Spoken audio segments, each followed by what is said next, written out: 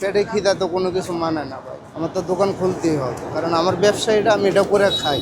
এটা না করলে আমি করবো কি? চুরি তো আর করতে পারবো না, কারো পকেটের থেকে নিয়ে আসতো তো খাইতে পারবো না। তো আমি রিস্ক নিয়ে খুলতেছি, আমার পেটে খিদা। আমি যদি জেলে যাওয়া খাই তো মাংনা খাইতে পারবো, সরকার আমার খাক, কিন্তু এখানে আমার কে খাওয়াইতেছে?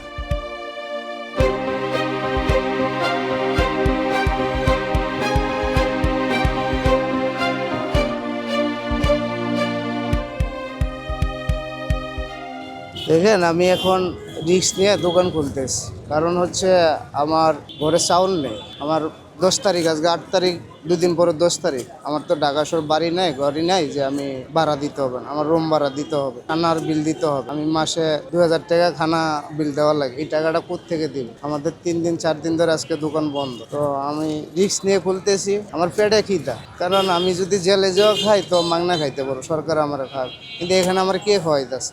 আমি 1 দিন 2 দিন 3 দিন কোথায় থেকে খাবো? আমি ব্যবসা করে খাই, আমার যদি ব্যবসা না চালাই তো আমি খাবো কী করে? তার জন্য আমি অনেক রিস্ক নিয়ে দোকান খুলতেছি। আমি জানি যে আমাকে ধরতে পারলে ম্যাজিস্ট্রেট হয়তো জেল দিবে না, জরিমানা করবে, তারপরেও খুলতেছি। আমার পেটে খিদা, পেটে খিদা তো কোনো কিছু মানে না ভাই, আমার তো দোকান খুলতেই হবে, কারণ আমার ব্যবসা এটা, আমি এটা করে খাই।